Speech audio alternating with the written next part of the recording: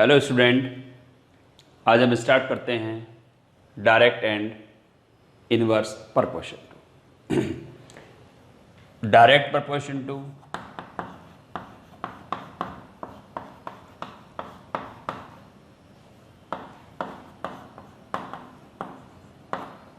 क्या होता है? One quantity increase. देखो जैसे ये 5 था, मान लिया 5 बुक्स है, इसका कॉस्ट है आपका 30 रुपीज़। अगर हम इसकी क्वांटिटी बढ़ा दें, 5 बुक्स के बजाय हम इसको 6 बुक्स का कॉस्ट कर दें। 5 बुक था, 30 रुपीज़ कॉस्ट था। 6 बुक का कॉस्ट हम इंक्रीज़ कर दें। 6 बुक का कॉस्ट हम ज़्यादा निकलेगा। 5 बुक का कॉस्ट 30 है तो 6 का कॉस्ट बढ़ेगा। यानी एक क्वांटिटी से अगर हमने एक क्वांटिटी बढ़ाई तो इस तरह के प्रपोर्शन को हम कहते हैं डायरेक्ट प्रपोर्शन। अब इसमें डायरेक्ट प्रपोर्शन को निकालेंगे कैसे? आप इस टेबल को 2 तरीके से बना सकते हैं, ऐसे भी बना सकते हैं, या इस टेबल को आप एक तरीका और है, जैसे यहाँ पे आपने बुक लिखा, यहाँ पे आपने रुपीज़ लिखा, लेकिन ध्यान रहे रुपीज़ की जगह रुपीज़ और बुक्स की जगह बुक्स आना चाहिए।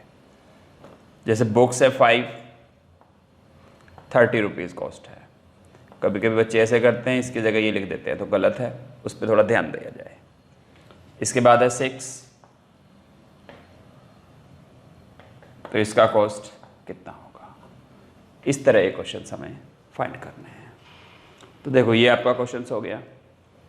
अब देखो इसमें क्या फॉर्मूला लगाएंगे। इसमें फॉर्मूला होता है x1 upon y1 equal to x2 upon y2। हो गया। अब ये हमारा पहला है x1, ये ऊपर वाला जो बुक का कॉस्ट है x1 y1, और ये रुपीज़ है y2 y1 और ये y2, x1 x2 y1 y2। अब ये इस आइडेंटिटी में, इस फॉर्मूले में डाल देंगे। तो इसमें देखो x1 की जगह आपका क्या आ जाएगा? 5, इसकी जगह आपके पास कितना आ जाएगा? 30, y1 की जगह, और ये यानी जैसा लिखा है इसी फॉर्म में लिख देंगे। ये हो गया। अब मैं इसको थोड़ा सा यहीं ऊपर कर देता हूँ ताकि नीचे देखने में कुछ दिक्कत ना हो। ठीक है। अब देखिए इसका इसमें मल्टीपल हो जाएगा, ये हो जाएगा 5x इक्वल टू 30 इंटू 6। आगे है x equal to 30 into 6 upon 5। अब इससे इसको कैंसिल आउट कीजिए 6, तो x इक्वल टू 36। तो 6 बुक का कॉस्ट आपका 36 हुआ। मीन एक क्वांटिटी से हमने क्वांटिटी बढ़ाई थी, तो क्या हुआ? क्वांटिटी बढ़ी, वो क्वांटिटी भी बढ़ी। इसका मतलब अगर एक क्वांटिटी को इंक्रीज किया जाए तो दूसरी क्वांटिटी भी बढ़ेगी, और इस तरह के प्रपोर्शन को हम बोलते हैं डायरेक्ट प्रपोर्शन। तो डायरेक्ट प्रपोर्शन का फॉर्मूला आपको याद हो गया, x1 upon y1 equal to x2 upon y2। या इसको हम ऐसे भी लिख सकते हैं, कुछ लोग ऐसे लिख देते हैं क्रॉस मल्टीपल करके, x1 y2 equal to x2 y1। दोनों ठीक है। तो ये तो हमने क्या किया, एक प्रपोर्शन टू का क्वेश्चन लिया और उसको इस तरह से करके दिखा दिया। आगे फिर हम देखते हैं, दूसरा क्वेश्चन लेंगे।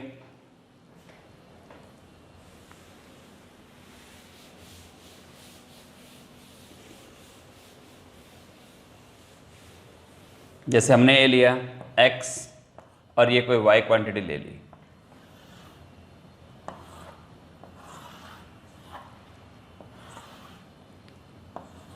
यहाँ पे 2 ले लिया, 4 ले लिया, 5 ले लिया, 10 ले लिया और ये 10 ले लिया। यहाँ पे हमने ले लिया y1, ये y2 और ये y4। अब हम इसको किस तरीके से करेंगे, इस तरह के क्वेश्चंस को देखते हैं। देखिए तरीका वही है, आइडेंटिटी है हमारी x1 upon y1 equal to x2 upon y2। Identity means formula, formula हमारा ये है। तो इस फॉर्मूले के बिहाफ पे हमको इस क्वेश्चन को करना है, ये वैल्यूज़ हमको फाइंड करनी है। तो सबसे पहले हम ये वैल्यू लेंगे जो वैल्यू गिवन है, यानी इसको कंपेयरिंग कर लेंगे। ये हमारा x1 है, ये हमारा y1 है, ये हमारा क्या है। तो इसी तरह से आइडेंटिटी फॉर्मूला लिखेंगे, x1 y1 इक्वल टू ये क्या है x3 y3। ये नहीं सोचना कि यहाँ पे तो 2 लिखा था यहाँ पे 3 आ गया, क्योंकि हमने ये क्वांटिटी ली है थर्ड नंबर की, x1 x2 x3 x4 y1 y2 y3 y4, ये वाला सीक्वेंस हम लेके चले हैं। अब देखिए वैल्यूज इसमें पुट करेंगे, x1 के प्लेस पे हम रखेंगे 2, तो यहाँ पे 2 रख लिया, y1 के प्लेस पे y1 रख लिया इक्वल टू, इसके बाद क्या किया x3 के प्लेस पे 5 और यहाँ पे ये रख लिया। इसके बाद क्या करेंगे, इसमें क्रॉस मल्टीप्लिकेशन कर देंगे, 5y1 equal to 210 multiple of 2।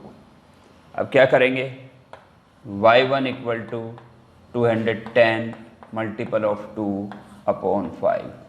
अब 5 4 जा 20, 5 2 जा 10, इसका मल्टीपल करेंगे तो y1 इक्वल टू 82 आ गया, 84, 2 2 जा 4, 84 आ गया,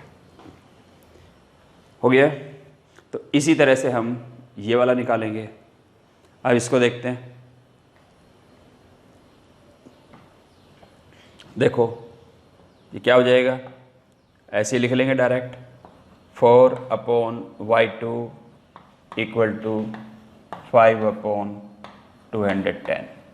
इसका इसमें 4y2 इक्वल टू 4 इंटू 210 और y2 equal to 4 into 210 upon 5। इससे से काटा, 5 4 जा और 2 जा। अब इसमें मल्टीपल करेंगे, 4 2 जा 8, 4 4 जा 16, 165। अब इसके बाद हम इसका देखते हैं, इसमें क्या करेंगे, ये वाला रेशो ले लेंगे, 5 upon 110 equal to 10 upon y4। अब इसका इसमें 5y4 equal to 210 multiple of 10। अब ये y4 equal to 210 multiple 10 upon 5। अब ये 5 2 जा 10, तो y4 इक्वल टू 0 2 और 4। तो इस तरह से हम करते हैं डायरेक्ट प्रपोर्शन को। ये हमारा डायरेक्ट प्रपोर्शन है और डायरेक्ट प्रपोर्शन के क्वेश्चन को हम इस तरह से सोल्व करते हैं। आई होप कि ये डायरेक्ट प्रपोर्शन आपकी समझ में आ गया होगा। इस तरह के आप सारे क्वेश्चंस इसमें से बड़े आसानी से सोल्व कर सकते हैं, बस समझना है इसको। और एक थोड़ा सा और है ऐसा इसका, अगर एक क्वांटिटी कम होती है तो दूसरी क्वांटिटी की वैल्यू भी कम होती है।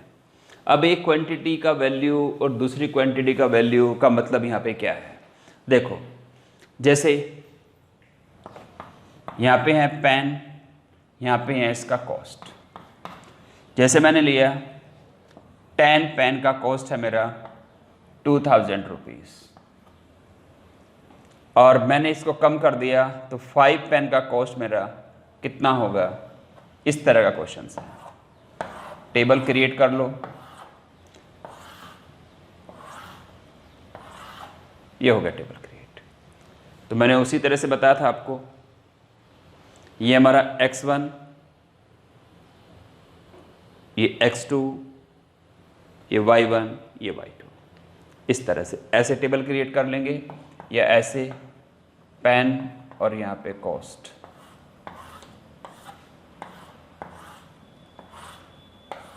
यहाँ पे आपका 10 पेन का कॉस्ट कितना है 2000, और 5 पेन का कॉस्ट कितना है x। ठीक है, देखो यहाँ पे क्या था दोनों, ये इसको मैंने ऐसे इस तरह से लिख दिया। ठीक है, किसी भी तरह से लिख सकते हैं, लेकिन आपको पता होना चाहिए कौन सा x1 कौन सा y1। इस तरह से लिखना ज़्यादा इजी है। तो इसमें लिखो, ये वाला फॉर्मूला लगाओ, x1 का वैल्यू रख लिया 2000, और ये 5, और यहाँ पे x, इससे कैंसिल आउट कर दिया, इससे कैंसिल आउट कर दिया। अब इसका इसमें करेंगे,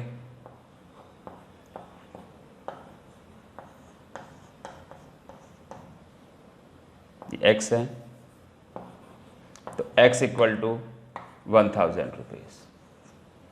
तो इस तरह से क्या किया हमने, 10 बुक का 2000 था, तो 5 पेन का कॉस्ट कितना हो गया 1000। 10 पेन का कॉस्ट आपका था 2000, तो 5 पेन का कॉस्ट आपका हो गया 1000। यानी यहाँ पे क्या हुआ, एक क्वांटिटी थी ये, इससे हमने कम क्वांटिटी कर दी, तो उसका जो कॉस्ट है वो भी कम हो जाएगा। इसका मतलब है कि जब एक क्वांटिटी को बढ़ाया जाता है, इंक्रीज़ किया जाता है, तो दूसरी क्वांटिटी जो होती है वो भी इंक्रीज़ होती है। अगर एक को डिक्रीज़ किया जाए तो दूसरी भी डिक्रीज़ होती है। इस तरह के प्रपोर्शन को हम कहते हैं डायरेक्ट प्रपोर्शन। हम नेक्स्ट क्वेश्चन देखिए।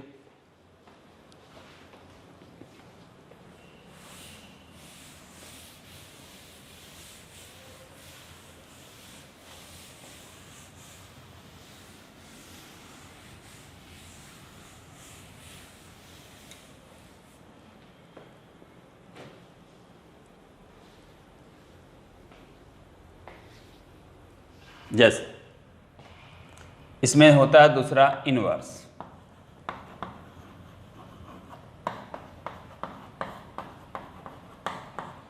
इनवर्स प्रपोर्शन क्या होता है, इनवर्स प्रपोर्शन में जैसे आपका स्पीड है, एक फॉर्मूला देखो, speed equal to distance upon time होता है। ये होता है speed equal to distance upon time.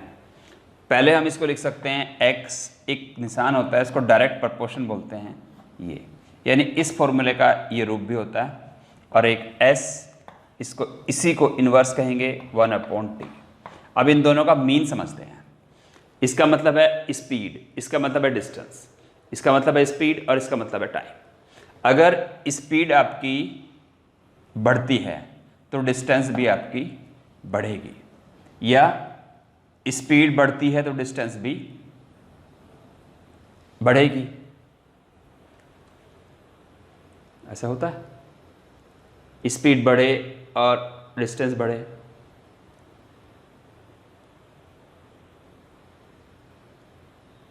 Speed क्या हो रही है, इंक्रीज हो रही है, तो डिस्टेंस मान लिया 50 किलोमीटर है, ये 500 किलोमीटर है। स्पीड हमने 500 किलोमीटर से 600 किलोमीटर कम कर दी। ठीक है, तो किस पे क्या फ़र्क पड़ेगा, डिस्टेंस, तो इस पे करने से आदमी यहाँ पे जल्दी पहुँच जाएगा। कहने का मतलब है कि जो टाइम है वो कम लगेगा। यानी इसको देखिए बस, अगर हम स्पीड को क्या कर देंगे, बढ़ा देंगे, तो हमें टाइम कम लगेगा, यानी हम जल्दी पहुंच जाएंगे। तो इस तरह के प्रपोर्शन को हम कहते हैं इनवर्स प्रपोर्शन। कहने का मतलब है अगर एक क्वांटिटी को बढ़ाया जाए तो दूसरी क्वांटिटी कम होती है। इसे कहते हैं इनवर्स। जैसे 15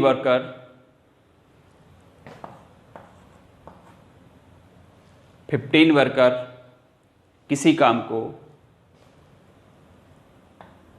10 दिन में पूरा कर लेते हैं, तो 5 वर्कर उस काम को कितने दिन में करेंगे?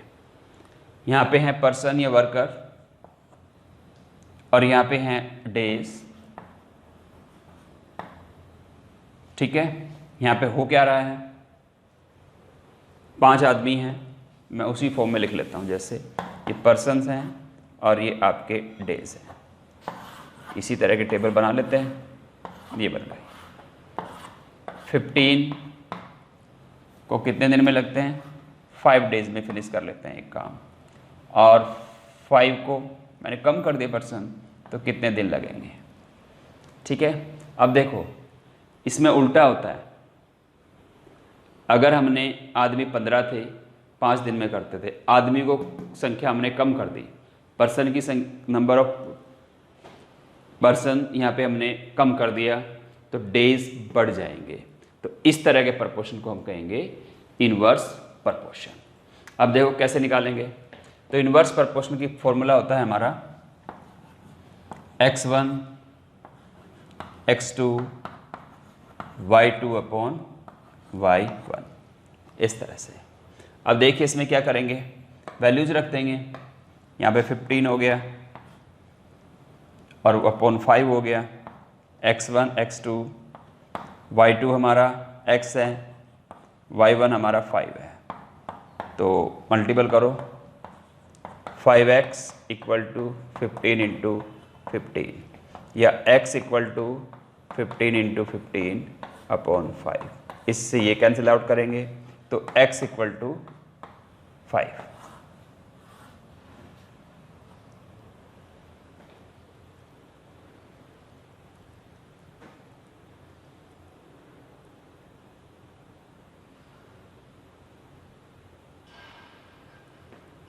फाइव से 5 15, तो जो 5 पर्सन हैं उन्हें वो काम करने में 15 डेज लगेंगे। तो इस तरह से हम इसको इनवर्स प्रपोर्शन टू को सोल्व करते हैं।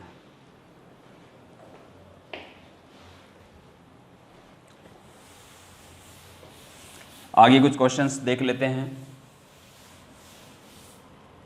देखो जैसे हैं, if 15 worker can build a wall in the 48 days. 15 worker एक दीवार को 48 डेज में बिल्ड करते हैं, बना लेते हैं। How many workers will be required to do same work in 30 days. यही काम हमें 30 डेज में करवाना है, तो कितने वर्कर करेंगे। अब देखो, एक तरफ हम लिखेंगे पर्सन या वर्कर, पर्सन लिख लीजिए, और दूसरी तरफ डेज लिख लीजिए, डेज।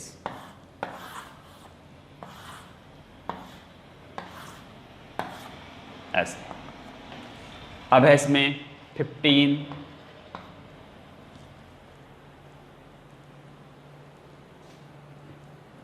वर्कर हैं और 48 डेज लगते हैं। इसके बाद हमारा 30 डेज में चाहिए, कितने लोग 30 डेज में इस वर्क को पूरा कर देंगे। 30 डेज में हमें वो वर्क पूरा करवाना है।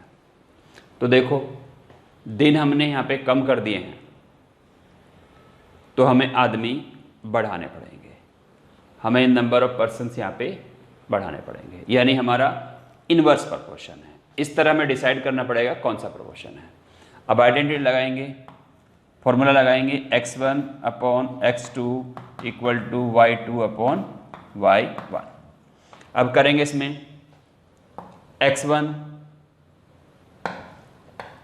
15, x2 x, y2 30, y1 48। करो इसको। 30x इक्वल टू 15 इंटू 48 और x इक्वल टू 15 इंटू 48/30, इससे इसे काटो, इससे इसे 2 और 4, तो x इक्वल टू 24%। तो 24% इसको 38 डेज में इस वर्क को फिनिश कर लेंगे। हो गया।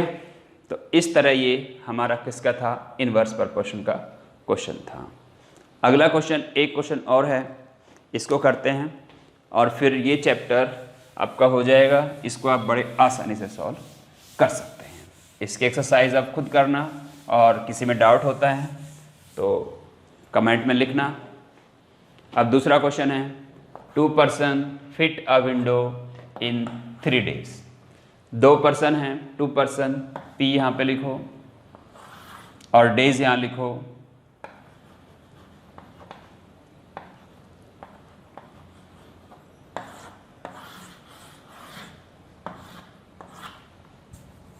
हाँ, कितना है, 2 पर्सन, तो 2 पर्सन यहाँ पे ले लो। 3 डेज में उस काम को ख़त्म कर देते हैं। 3 यहाँ मत लिख देना क्योंकि ये पर्सन सामने सामने है, ये डेज नीचे है। इसके बाद में how many persons would be needed to fit a window in 1 day. 1 day में हमें फिट कराना है, तो कितना पर्सन यहाँ लगेगा। डेज हम बढ़ा रहे हैं, 2 दिन पर्सन हम बढ़ा रहे हैं, पर्सन एक ज़्यादा कर रहे हैं, तो डेज ऑटोमेटिकली कम हो जाएगा। पर्सन ये देखो कम कर दिया, पर्सन कम कर दिया तो डेज बढ़ेगा, डेज बढ़ेगा, यानी हमने क्या किया, क्वांटिटी को कम कर रहे हैं, तो यहाँ पे बढ़ जाएगा। यानी ये भी आपका इनवर्स प्रपोर्शन का क्वेश्चन है। x1/x2 इक्वल टू y2/y1 करो। ये आपका आ गया 2/3 इक्वल टू x/3।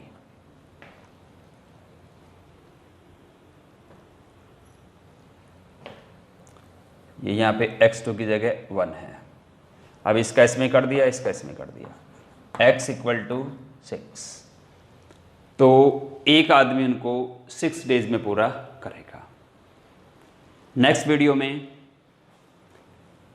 अगला चैप्टर करवाएंगे और इस तरह से सारे चैप्टर और एक एक टेस्ट होता रहेगा और ये वीडियो आपको टाइम पे मिलती रहेगी। Thank you.